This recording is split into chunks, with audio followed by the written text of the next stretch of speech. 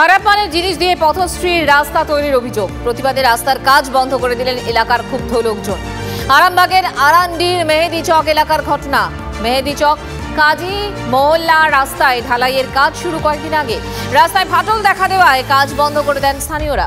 ভালো জিনিস দিয়ে রাস্তা তৈরি না হলে কাজ বন্ধ রাখার হুঁশিয়ারি।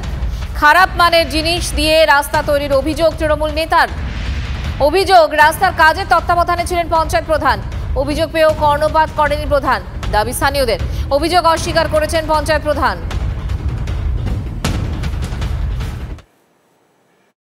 না ভালো মাল দিয়েছে, না ভালো সিমেন্ট দিয়েছে, তাই ছাড়া কাজ করে চলে গেছে। প্রধানের কথা কিছু লাইনে, হ্যাঁ প্রধান কত আসবে আমাদের কাছে, বারবার আসছে, তাদের কথা লাইনে।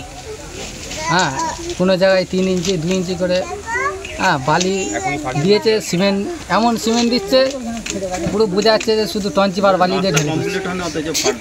আর চারিদিকে মানে ফাট, এই 1 সপ্তাহ রাস্তা ফাট। কিন্তু সরকার তো বলেছে যে ঢালাই রাস্তা যারা টেন্ডার নেবে 5 বছরের ওয়ারেন্টি দিয়ে দেয়। এই তো আমাদের 6 মাসের রাস্তা চলে যায়। আর অনেক দিন পর আমরা রাস্তাটা পেয়েছি।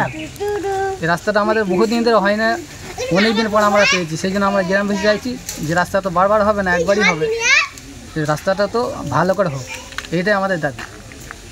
আজকেও কাজে এসেছিলো, সেই একই অবস্থা। যার জন্য আরও গ্রামের লোকের আপত্তিতে তারা কাজ করেনি, চলে গেছে। কোনো জায়গায় 2 ইঞ্চি, কোনো জায়গায় 3 ইঞ্চি, কোনো জায়গায় 4 ইঞ্চি এরকম করে, কোনো জায়গায় 5 ইঞ্চি এরকম করে ঢেলে চলে যাচ্ছিলো। আমরা হাজার বলা সত্ত্বেও কোনো শুনে নেই। প্রধান সাহেব নিজের স্পটে থেকেছিল, থেকেও সেই কথাটা বলেছে, মানে অত গুরুত্ব দেয়নি।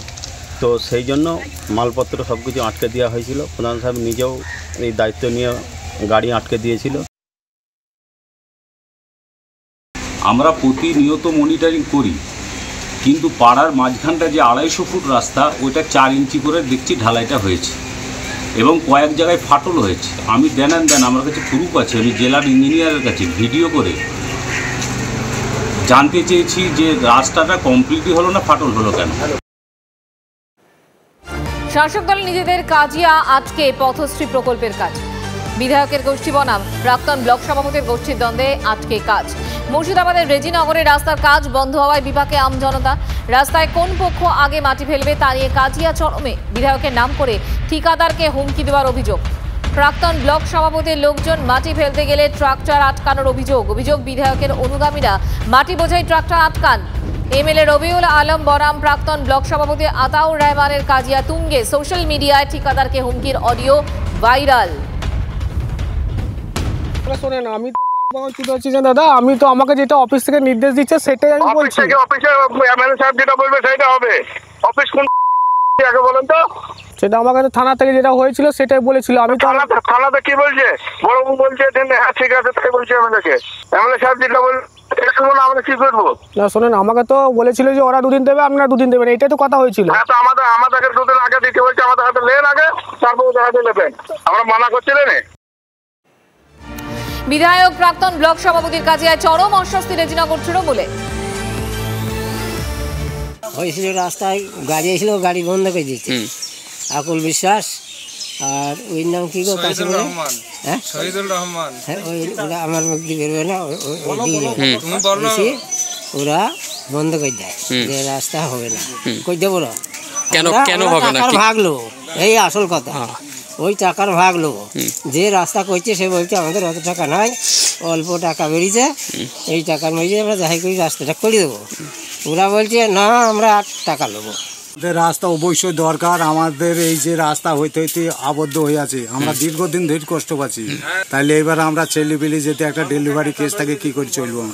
রাস্তা আমাদের ক্লিয়ার দেন, আপনাকে ভোট আমরা দেব, ভোট দিয়েছি, কিন্তু আবার পুনরায় আমাদের রাস্তা না। এটা কিছু মানুষের ব্যক্তিগত স্বার্থ চরিতার্থ করার জন্য তার নিজের আশ্রিত কিছু দুষ্কৃতির মাধ্যমে সেই সাইডের যিনি এজেন্সির যিনি ম্যানেজারকে ওভার টেলিফোনের মাধ্যমে প্রাণনাশের হুমকি, প্রাণে মেরে ফেলার হুমকি, বিভিন্নভাবে তেনার উপর অকথ্য ভাষায় গালাগালি তিনি লাগাতার চালিয়ে যাচ্ছে।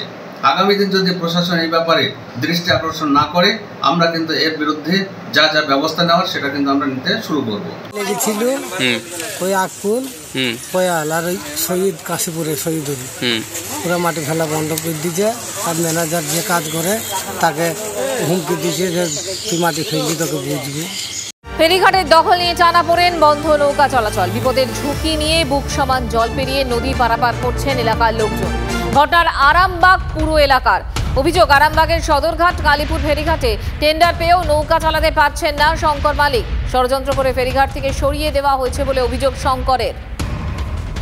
বছরও এই যে আমি ঘাট পেয়েছি, আমাকে ঘাট দেওয়া হয়েছে। ঘাটটা পাওয়ার পরেতে আবার অভিযোগ গেল একবার আমি নাকি গড়া ওপর বিজেপি করি, তার জন্য আমাকে ঘাটটা দেওয়া হবে। 18 নম্বর ওয়ার্ডের তৃণমূল কাউন্সিলর প্রদীপ সিংহ রায়ের বিরুদ্ধে স্বজন পোষণের অভিযোগ তুলেছেন শঙ্কর মালিক। যদিও সব অভিযোগ অস্বীকার করেছেন আরামবাগ পুরসভা চেয়ারম্যান সমীর ভান্ডারী। আর পাল্টা অভিযোগ, শঙ্করের বিরুদ্ধে গ্রামবাসীরা মাস পিটিশন করেছেন, তাতে কাউন্সিলরও সই করেছেন। টোটাল গ্রামবাসীরা মাস পিটিশন করেছে। গতবার ওকে দেওয়া হয়েছিল ও মদ্যপ অবস্থায় নৌকো চালাতো এবং লোকের সঙ্গে অশ্লীল আচরণ করত, সেই জন্য গ্রামবাসীরা মাস পিটিশন করেছে, তাতে কাউন্সিলরও সই করেছে। তাহলে সেখানে তাকে কি করে দিই। এদিকে আরামবাগের বিজেপি বিধায়ক মধুসূদন বাগের দাবি, শঙ্কর আগে তৃণমূল করতেন, লোকসভা ভোটের সময় বিজেপির সঙ্গে যুক্ত হওয়ায় তাকে সরিয়ে দিতে চাইছে শাসক দল। সে তৃণমূল কংগ্রেস করত, এই লোকসভা নির্বাচনে ভারতীয় জনতা পার্টির হয়ে কাজকর্ম করবার জন্য তার পেটে লাথি মারার চক্রান্ত হচ্ছে। তাকে আমি প্রশাসনের দ্বারস্থ হতে বলেছি। পশ্চিমবঙ্গে তৃণমূল কংগ্রেস জিতেছে মানে মাইট ইজ রাইট, জোর যার মুল্লুক তার, এটা হতে পারে না। ফেরিঘাট বন্ধের কারণে সমস্যায় পড়তে হচ্ছে সাধারণ মানুষকে। প্রশ্ন উঠেছে, এইভাবে কতদিন বন্ধ থাকবে ফেরিঘাট? কতদিন মানুষজনকে বুক সমান জল পেরিয়ে যাতায়াত করতে হবে? দুর্ঘটনা ঘটলে দায় কে নেবে? দিন ধরে এরকম ভাবে পেরোচ্ছেন আপনারা? হ্যাঁ, হয়ে গেল 1 মাস। তো আপনারা কি চাইছেন? আমরা চাইছি একটা কিছু ব্যবস্থা হোক, যেমন নৌকো চলাচল করে, তাই তো? হ্যাঁ হ্যাঁ, যেই হোক, মানে যে ঘাট ডাকবে তাকে একটু সুবিধা দেওয়া হোক। আর অসুবিধা তো আমাদের হচ্ছে। নৌকো ঘাট থেকে বেরোচ্ছি, পড়ে গেল এই লোকটা, এই ঘেঁটেল মাথায় জল টল দিয়ে সুস্থ করে তবে আমি গেলুম। ওখানে আমার ছেলেদিকে ফোন করতে ছেলেরা এসে গেল, আমার ছেলেরা নিয়ে ডাক্তারখানা গেল।